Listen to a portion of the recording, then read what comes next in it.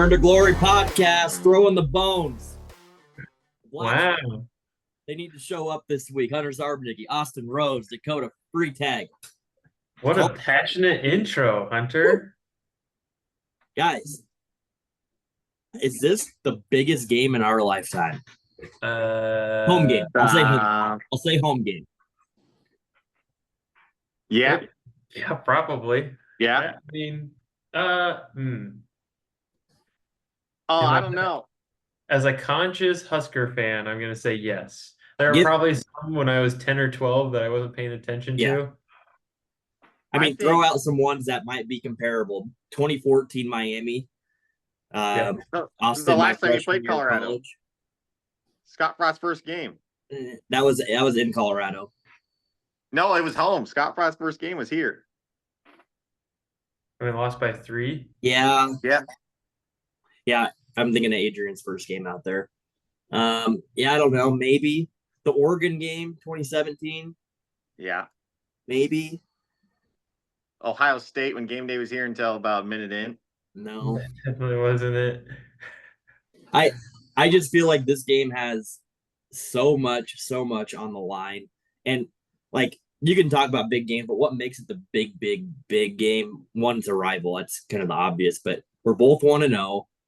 Both teams are on their second year of a coach that they hope to be there for a while. Now Colorado might not get Dion if Dion does well for a long time, but it kind of sets the stage for the rest of the year. And I just think that like you can't really put it into perspective how big of a game this is. Like it's the biggest game. And I know we've talked about other big games that mean a lot, but like this does truly have everything that you want. Night game. Oh, it's gonna be fun. It's gonna be QB so sweet. Oh, I just think it's gonna be just like that Miami game in 2014. That game was absolutely insane, and this is gonna be. I think it's gonna be more charged than that game.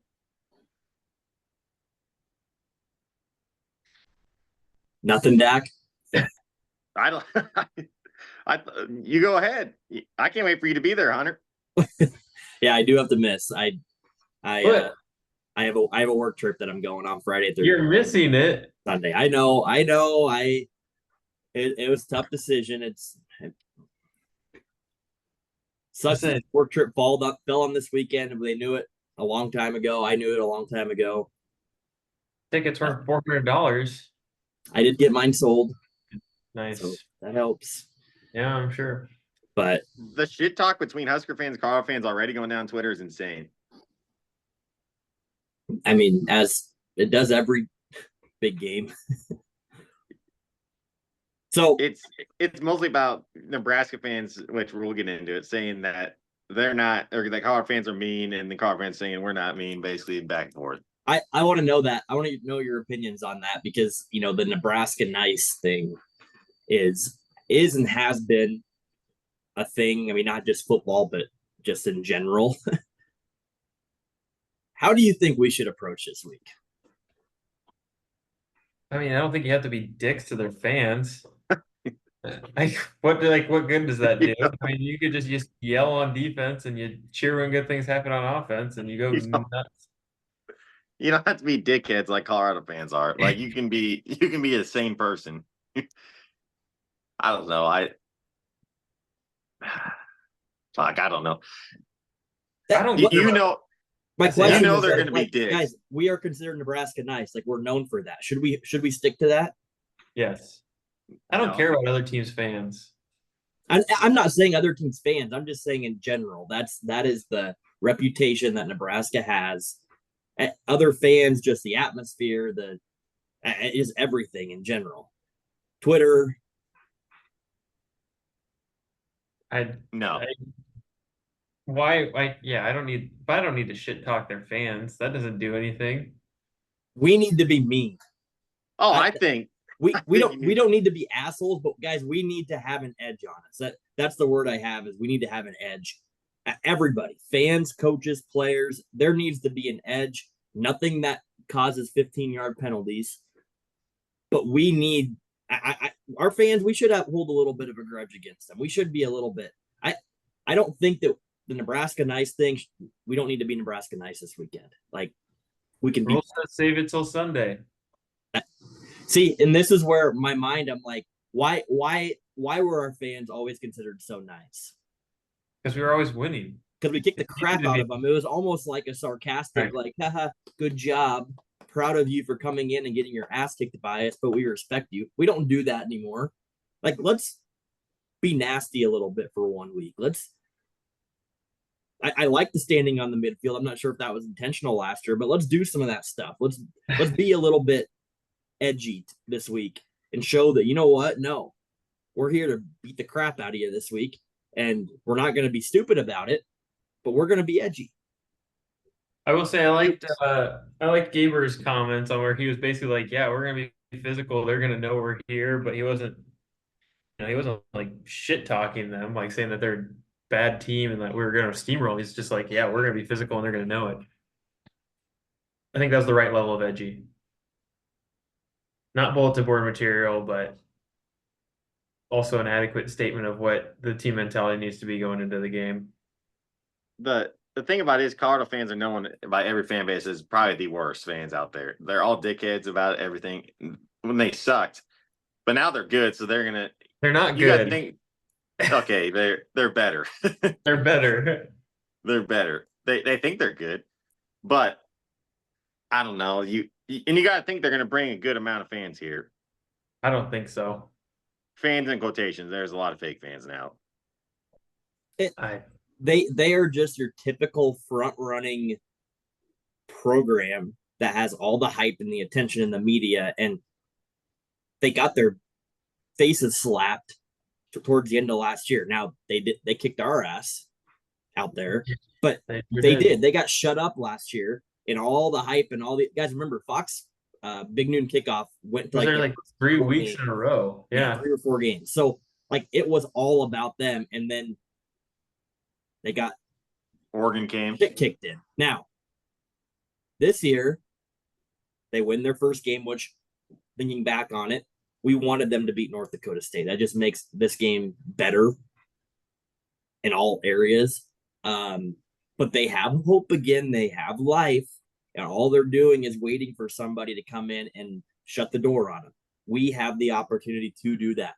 We do. We can. And that's going to take, to all this point, the edge. We need to just do it. We need to be mean. Even if it means we get out of our reputation and we aren't quite these nice Nebraska fans sitting in the stands. No, like let's take it to Colorado. Let's beat them. I think it's gonna be more of that latter. It's a night game.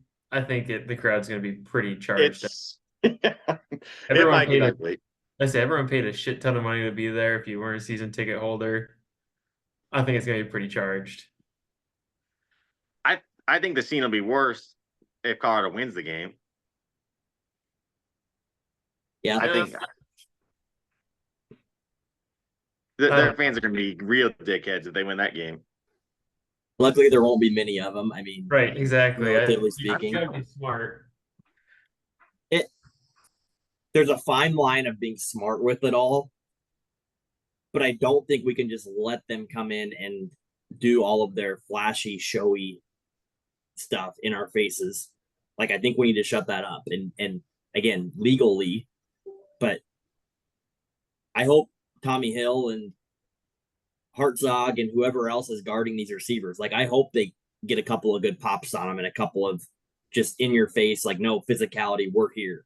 Not penalty worthy, but just make it. I don't want us, after Travis Hunter catches a ball that is a very impressive catch, which he will do. He will have 1 or 2 or 3 of those. I don't want our DBs to put their hands in the air and go, "Where's the offensive pass interference?" No, I want them to get back in his face and respond with a physical play and not be soft about it. That's the kind of mentality that we need. I think we're going to be there. I hope. Like, I think that is what's going to produce a win against Colorado. Gosh. Yeah, you don't want to cross the line, but you want to Yeah, you want to be chippy with them, but not get 15-yard penalties like crazy.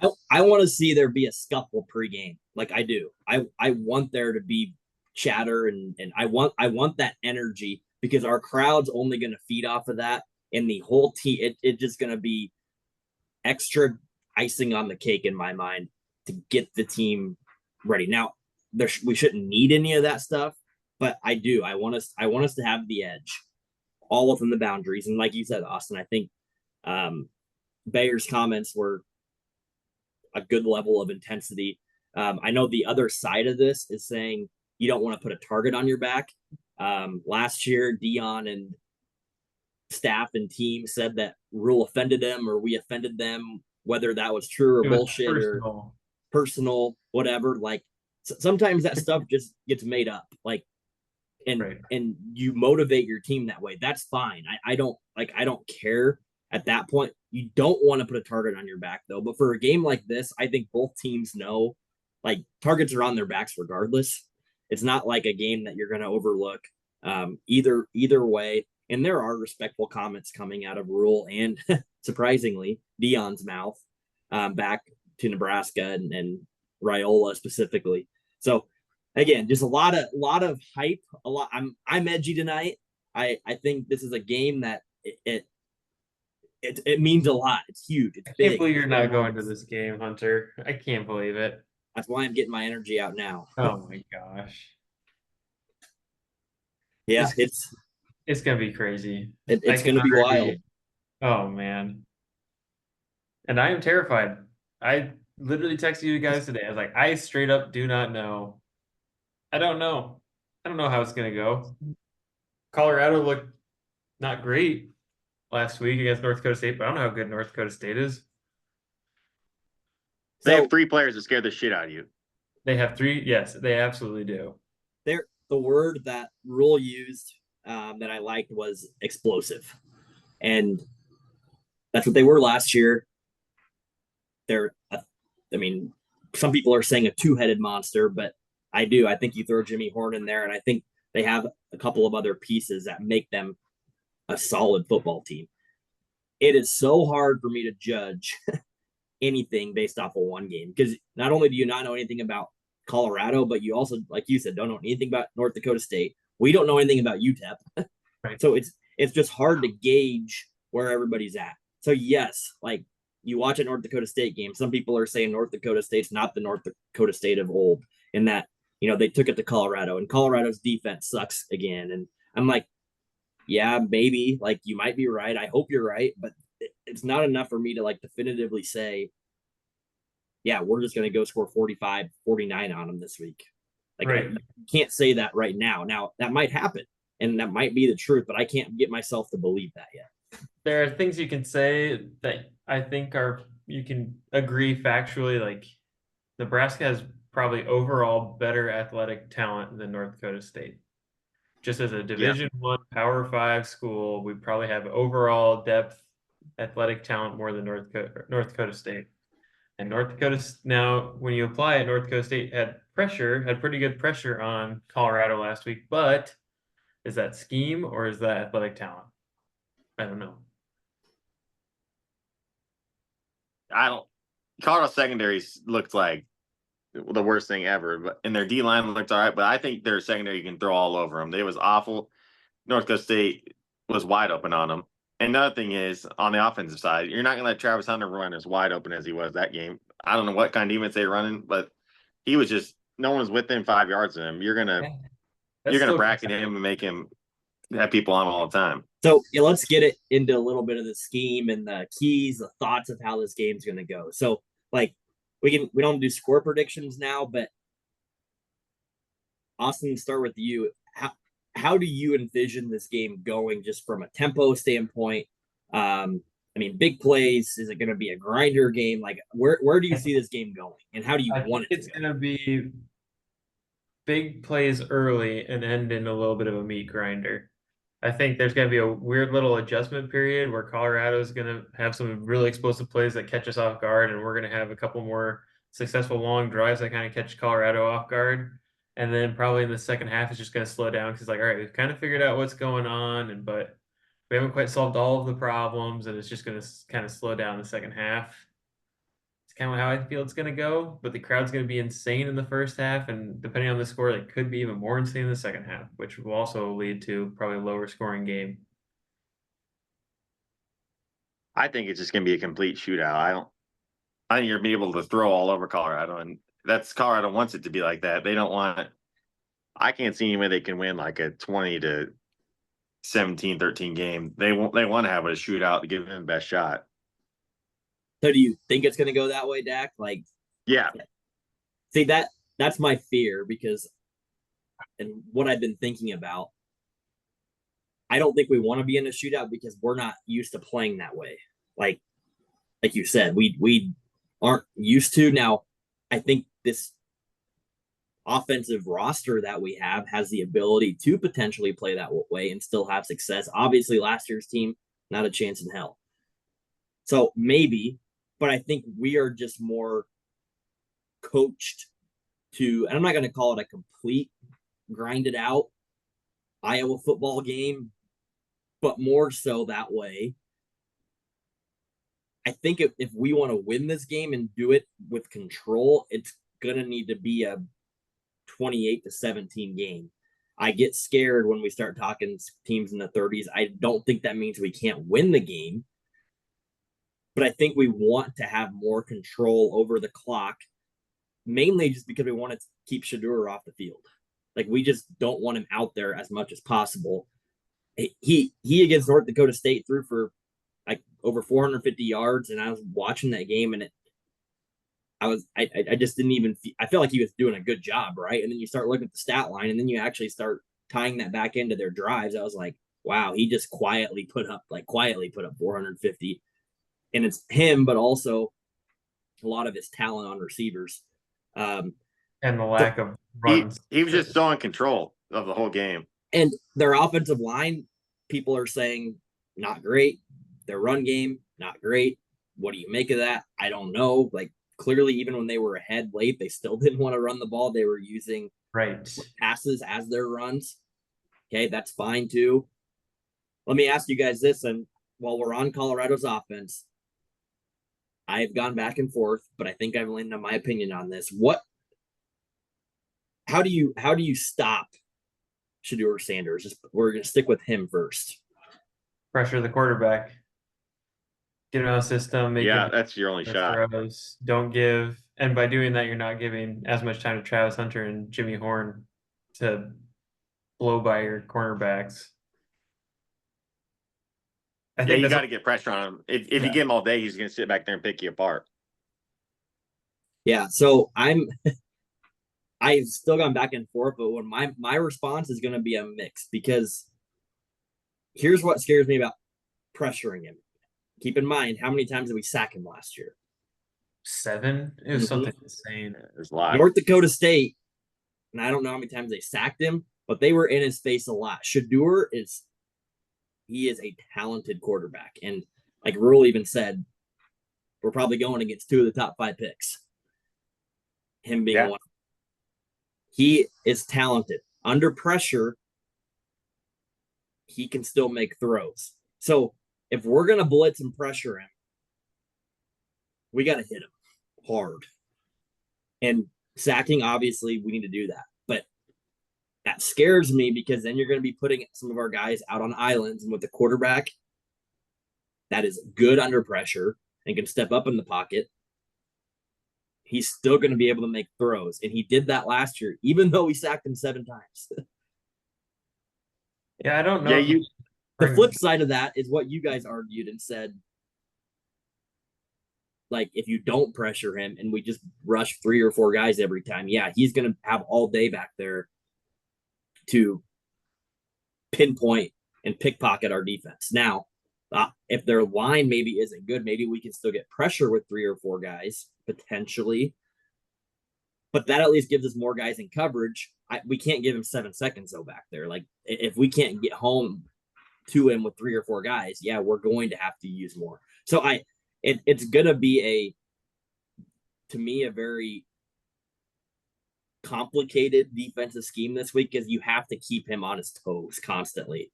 I don't think we can stick to one thing and say we need to pressure him a shit ton. Like that's what I've heard from a lot of people.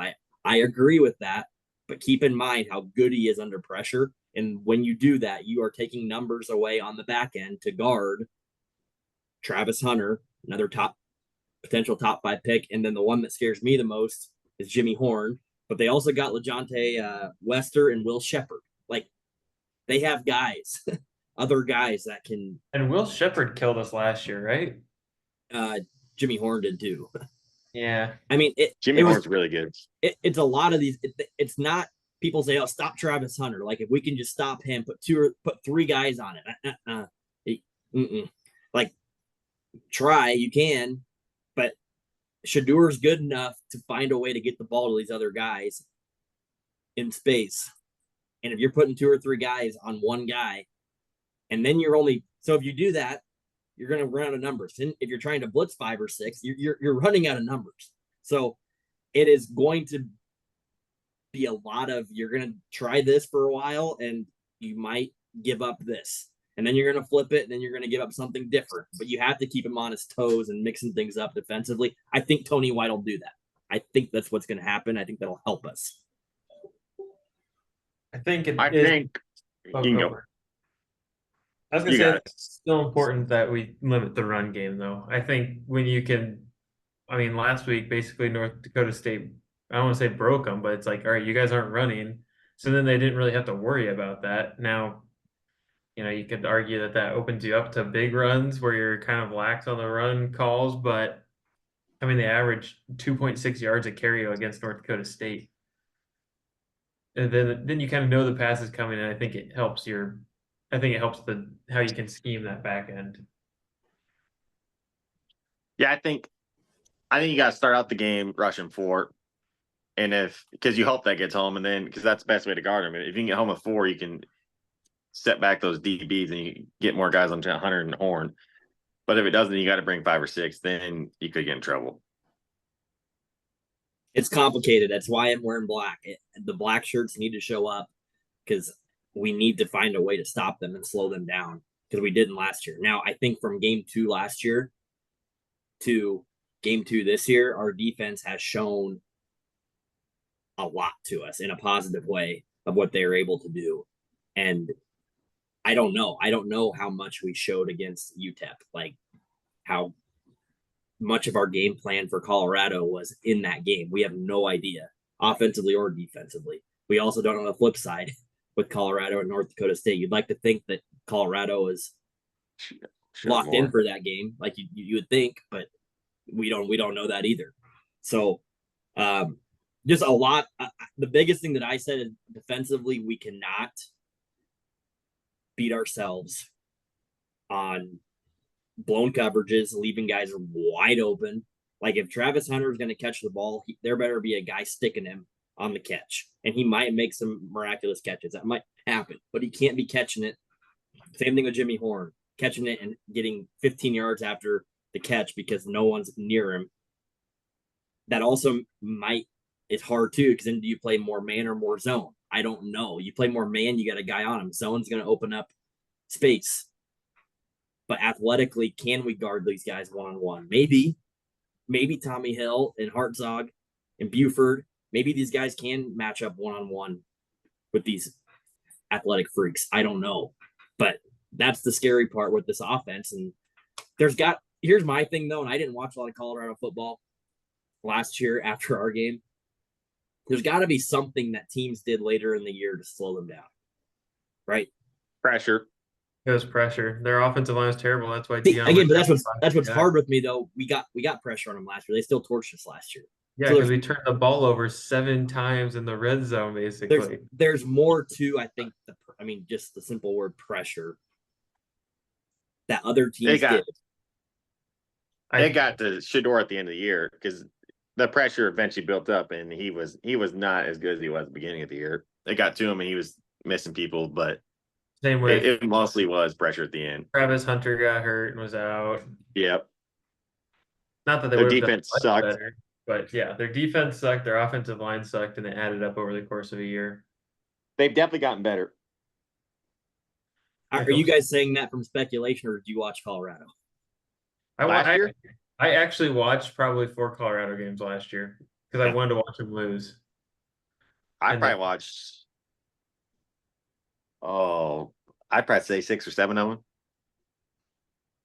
Yeah, I just can't say like I remember watching them and saying, "Man, how is?"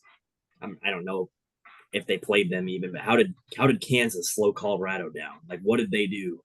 Like, I don't. I'm sure our coaches have watched all of that last year to get a better idea of what they're doing. Their offensive coordinator, I will say this, is Pat Shermer. My boy. So Old Vikings OC. where pop quiz, where was he the head coach at? 2 NFL teams. Giants, right? Giants was the most recent one. There was one from like 2010 to 2012, I think. Sounds like a Tampa Bay kind of guy. No. Where the heck was it? Oh, shit. Colts. Nope, the Browns. Every one of those teams that Mills head coaches. God, he sucked on the Vikings. All right, well, let's flip to the other side of the ball here and talk about our offense going against Colorado's defense. Big Ten Rookie of the Week. Dylan Raiola, congrats there. Yeah, good job pointing that out. I would have forgot. They have Robert Livingston's their D coordinator. He was at the Bengals for a long, long time, and Rule even mentioned how they've watched a lot of Bengals stuff preparing for Colorado this year. So I think he was their safeties and DBs coach for the last like 8 or 9 years. They run a multiple set. I think it's listed as a multiple 4-2-5, but you'll see a lot of different alignments from them. Their line did not look. They're going to be better in UTEP. I'll say that. Like, just strictly going off of Colorado's a Power 5 school, they're going to be better than UTEP up front and in the secondary. So they do prevent that, but there are definitely holes out there to capitalize on. And as I'm watching the North Dakota State game, without getting the pen and paper out and marking what plays worked and what schemes worked, there were times I was watching and going, I hope we're taking notes because that got this guy wide open, or that motion got them out of position and led to this. And a lot of times it was actually Shiloh Sanders that was getting out of position and did not. I didn't think he played great against North Dakota. He got torched. So there's a lot, like Dak said, there's a lot of guys open downfield. I think we can throw the ball a lot. I don't know that we want to. I don't know if we will. We might. I don't know. A lot of unknown there and how we're going to attack the Colorado defense. So what are your guys' thoughts? How do you think it's going to go on that side of the ball? Austin, start with you. I think we're going to lean kind of like what we did against UTEP. We were pretty balanced. I think we want those longer drives. Like you said, keep the ball out of Shedeur Sanders' hands. Like if we could have another 10-minute drive, I think Rule would sign up for that in a heartbeat. I do think we're going to pass the ball quite a bit just based off of the North Dakota State game. It did kind of look like the passing game was a little bit more favorable. And Dylan can really sling it. So I think he's going to want to use those big body receivers downfield. Try to tire out Travis Hunter as best as he can on defense so he doesn't impact the game as much on offense. I definitely think our offense is better than their defense, and it's going to – I mean, we already talked about it, but their offense – it's going to come down to is their offense better than our defense? Yeah, I think – well, I thought their D-line would be a lot better this year. It did not impress me against North Dakota State. I still think you air it out. That secondary looked so awful. They were so lost in that North Dakota State game. I think you can throw all day all over them. I mean, you try to run the ball a little bit, but I think your best bet is to air it out all over them. I mean, you're giving the ball back to Shedeur, but I think your defense can stop them more than they can stop you. Dak, it makes me cringe, like when you say that, because I think you could be right, but like I don't want to get myself to go there. You don't want a Big 12 shootout here? I don't know. That scares me going that route, but that might be the way to attack them. I don't know. I guess another thing with Raiola is this moment going to be, I'm going to say it, too big for him as a freshman. He hasn't shown any signs that that's going to be the case, but we also only seen him play one game in a spring game. We know that he's played in a lot of big high school games and has moved around the high school level. We're going to find out. Like, it is going to be a big game, and we did not see him force a lot of throws, maybe a couple like we talked about on Sunday. But is this moment going to be big for him? Same thing with Shedeur. I mean, similar as he comes to Lincoln. Like, he's probably not going to have played in many environments like this ever. No one has. So what's the moment going to do to both of these teams? And who is going to win the game and who's going to lose the game, which that goes to say, like, who's going to beat themselves and who's going to take advantage of that. I think that's what it's going to come down to. And especially on special teams, turnovers, all of that. We cannot beat ourselves like we've done year after year after year after year. We didn't do that against UTEP for the first time in a long time. It felt like we were efficient. We did what we were supposed to do. Can we do it 2 games in a row? That's the question. It very well may be the winner of turnover battle wins the game. That's what I think will happen. Very well could. If you had to guess, how many times did we pass the ball last year? I think we had to a lot because we were playing from behind, probably 35. You would think that. Maybe not. I don't know. 17. 22. Justin threw it 15, turned the ball over 3 times, and Heinrich Harburg had 6. I just saw our first half drives was like punt, fumble, turnover on downs, interception, missed field goal, punt. Like, I was like, oh God. There's We one did time run he the straight up ball. just dropped the snap. Yeah. All right. Last question. We did it on the tailgate pod. Who's getting the first snap at running back? Given Dowdell fumbled, but looked the best is what it sounds like. Pretty consensus from everybody. Who's getting the first carry? Johnson. Dowdell. You can't just say Johnson. Oh, Emmett, not Ramir. I'm going Dowdell. You think I don't so? know that I love that, but I think he won the job for now. we'll see. It's a committee running back still. I think I don't think there's a problem with that, but we're gonna see how that plays out here the next few weeks. And I Quick think he score fits prediction. this game better. He's quicker. I think he fits his game style better. Who? Quick score prediction. Dowdell. No. Dowdell's not quicker than the other two. He's not. I would say I thought he no. looked quicker. He was explosive, but no, he's not considered the I- faster of the backs. But I thought he looked quicker. you guys don't want to hear my score prediction. You guys go first. Oh boy. Huskers 28, Colorado 24.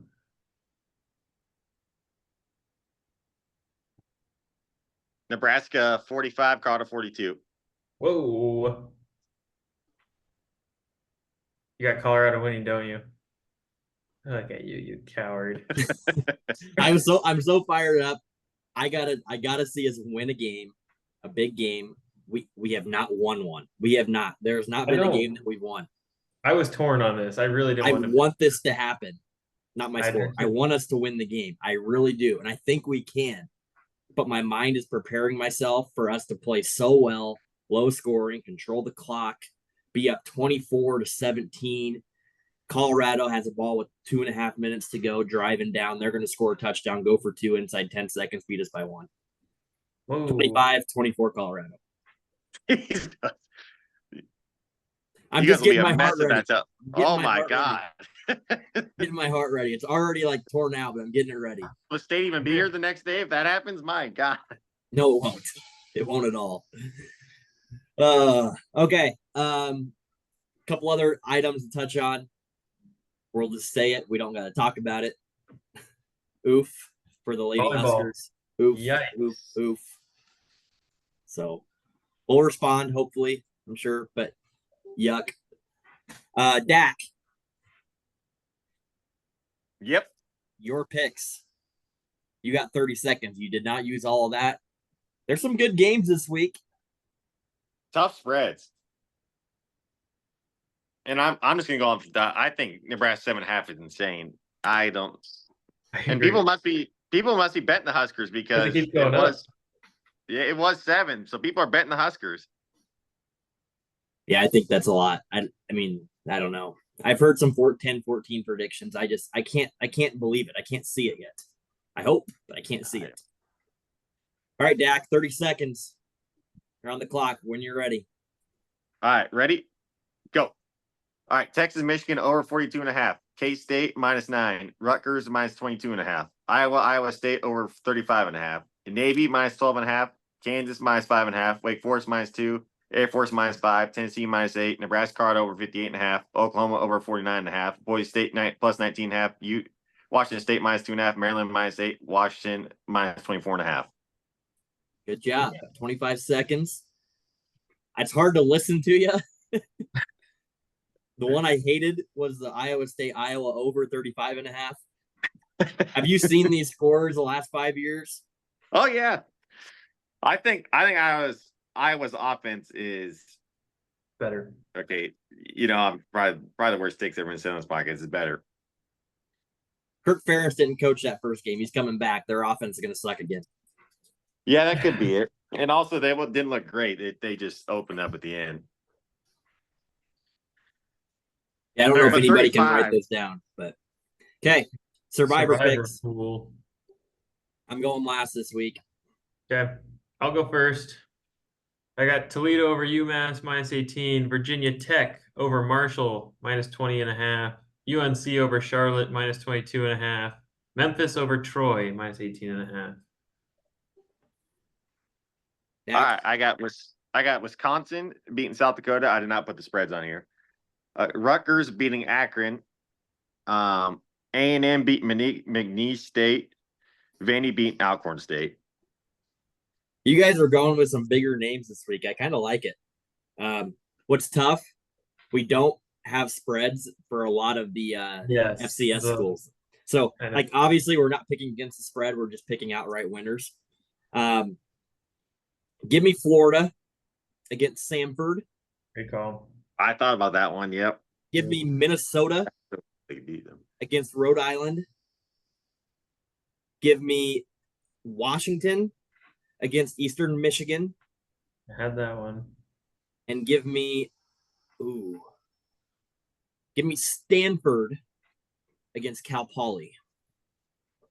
If it didn't have a spread, I had a bunch of those, and I was like, if there's no spread, I'm not risking it. I need at least some other source. Because originally I thought about doing Wyoming and Idaho, but then after seeing Idaho last week against Yeah, Oregon, I did too. I was like, I'm out on yeah, that I'm one. touching that one.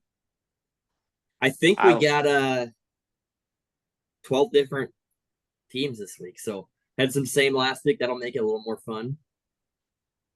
I thought this is the only week I could use Vandy. Yeah, I have Vandy written down too. I didn't think there's any other time to use Washington and Minnesota. For sure, Minnesota. They might lose that game. I hope not. They might. They can't score. Florida scares me. Florida might just have folded in all towels a little bit, but if they can't beat Samford, I guess I deserve to get kicked out. But all right, NFL, real quick. Super Bowl winner starts this week. Starts tomorrow. Give me Chiefs 3-peat. Give me Lions. Whoa. Ooh, I don't even know. Give me the Ravens. They're going to lose this week and then put it together a run. Never bet against the greatest quarterback of an era. 3-peat. All right, huge game. Biggest game of our lifetime that we can remember. Go Big Red. UBR. Boomer Sooner. And 6:45, same time as the Husker game.